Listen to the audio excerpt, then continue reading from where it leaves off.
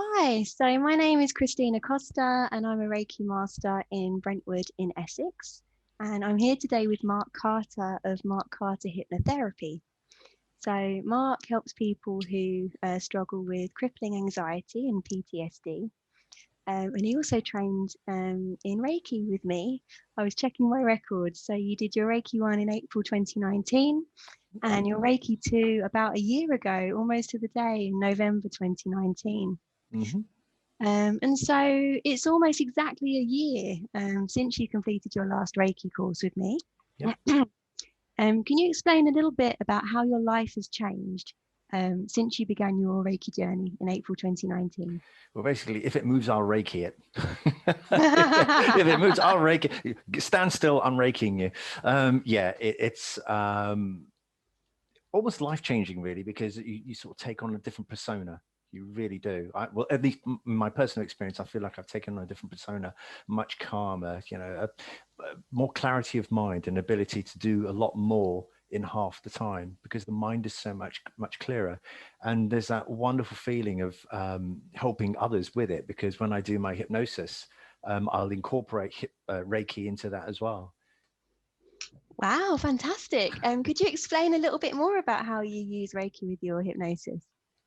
Okay, well, I will hypnotize somebody, and then they can be, because somebody, when you hypnotize somebody, it does not mean that they're asleep. They're not asleep. They will actually, they are awake, but you just speak to the unconscious mind. So you can move them around, but if they're in a comfy seat, you can actually say, well, if you, it's just a very calming thing that I use. I tend to say, right, okay, now we've done a bit of hypnosis. How about as a sort of very calming, because hypnosis is calming, but I found Reiki has more of a far-reaching effect, and it's just something nice to give them as a gift. So I tend to do that on top of it as well. I find it really sets them up for a nice finish afterwards.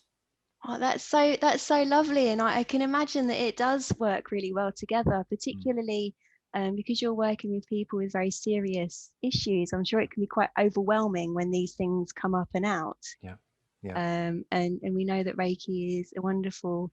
I think someone described it once as like a blanket, like a reassuring Hmm. blanket, Hmm. which I like. Yeah, Um, that warm, fuzzy sensation that some of my clients get, they say it just feels either very warm, very tingly, very, very cool, or just nice. It's a moment to disappear somewhere, and they don't know where. They just lie there, disappear wherever they want to be. Now and again, they'll get these very odd sensations within, and they'll go, "What's going on?" You say, "No, relax, calm down. It's absolutely fine." But yeah, it is a really nice add-on to what I do. Fantastic. And so my question is, how does Reiki fit into your everyday life? Do you have a kind of a daily routine with Mm. it? Oh yeah, I mean every morning now, without fail, I have a set routine. I retired in July of this year from the police service, and I was very conscious of the fact that I didn't want to end up just letting my days go by. In other words, just getting up when I felt like it. So I have a regime. I'll be up no later than 8 o'clock in the morning. I will come into this room here. I'll do a quick set of exercises, and then I'll do my Hatsu Reiho, my, building my Reiki strength. And I sit down there, I grab my energy, and I just allow that to flow through me, and I find that it just makes my Reiki all the more stronger, and I feel better for it. So yeah, I definitely incorporate that into my life, and of course I use it on my family as well. I've done it with friends. Everybody wants a piece of it, they really do, and it's really really been good for my daughter who hasn't been very well. Um, Although it's important to know that with Reiki, although you may, as I think it was you that said it, when you walk in with a sore toe, you may still walk out with a sore toe, Mm, but Reiki knows where it really does need to go and what it needs to deal with. So it does mm. have a far-reaching effect, and it certainly has for me every day without fail. I do my Reiki meditations, as it were. Yeah, really enjoy it. Thank you for sharing that. You're such an inspiration. Because occasionally I don't even manage to do it every day, and I teach Reiki. No, it's really So, important for me now. It is just a yeah. part of my life. It's practically muscle memory now. Mm. It really is, and I just love it. And I'm still looking to use that skill once COVID is finished, hopefully at a hospice, and I'll go there and do that. I'm still waiting. Although they've said they can't have me in at the moment, I will certainly be going and volunteering there with it. Absolutely. And I mean, as you know, I worked at hospice for many years, and it's a wonderful, wonderful environment in a strange way, because you can actually go in and do something with Reiki, Hmm. and you can offer something to people where usually they, all they get is doctor's appointments, and they get poked around, Yeah, and it's not a nice place to be, obviously. yeah. But being able to offer Reiki is actually something, and because there are no contraindications, everyone can have it. Hmm. So it's really the only therapy that is absolutely safe for everybody. Yeah, absolutely right. Absolutely right. Um, I remember on our Reiki course, that you mentioned about fitting Reiki into your daily life. And because this is a question I get very often, is how do I, I'm very busy, I'm married, I've got children, and because you are so amazing at practicing your Reiki every day, do you have Mhm. a secret that you could share with the people? Oh, do you know what? You have to start your day and finish your day somewhere.